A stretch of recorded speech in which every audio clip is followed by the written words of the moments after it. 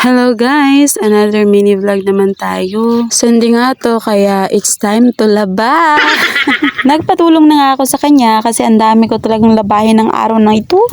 Kasi nga, galing siya sa work at ang dami niyang damit na hindi niya nalabhan. Kasi nga, asawa tayo at tayo yung maglalaba. Sana all mabuting asawa. Kasi nga, sino pa naman magtutulungan, hindi kayo lang naman mag-asawa. Napakaswerte ko rin tong sa asawa ko kasi sobrang bait na at matulungin. Wala talaga ako masabi kundi salamat Lord kasi siya yung binigay niyo sa akin. Kahit mahirap yung buhay, basta't kayo nagsasama ng matiwasay at okay na din yun. Pagkatapos nga naming maglaba dyan, ay nagbihis na nga ako kasi may klase kami ngayong araw. Tumuloy na nga lang kami kasi nga malilate na kami. May naglako nga dyan ng tinapay kaya huminto muna kami para bumili kasi nga bigla ako nagutom. Siguro nga sa paglalaba ko to kanina. Tawang-tawa ako dyan kasi itong pinsan ng asawa ko. Kasi nga natatawa siya kasi sunod-sunod daw yung tingin ng CCTV sa amin. Nakakaloka nga kasi tawang-tawa talaga sa CCTV na sunod-sunod sa amin. Tumuloy na nga kami dyan kasi malilate na kami. Sabi na nga ng teacher namin at 9 AM yung klase namin. Pero mga 10:30 na ata yan ang mga oras na yan. Sinabihan ko nga yung asawa ko na magmamadali na tayo kasi malilate na tayo. Sabi kasi ng teacher namin pag malate lang kami ay bawas yun sa grado namin. Syempre joke lang yun, eme-eme lang naman yun. At itong baby na ito ay sama-sama nga siya sa mama niya. Mag-aaral din siya ng maaga para madali siyang makatapos. Fast forward at ito na nga nakarating din kami. Binigyan din kami na agad ng teacher namin ng test paper para makapag-answer. Dito na nga lang guys. Salamat sa inyong panonood. God bless.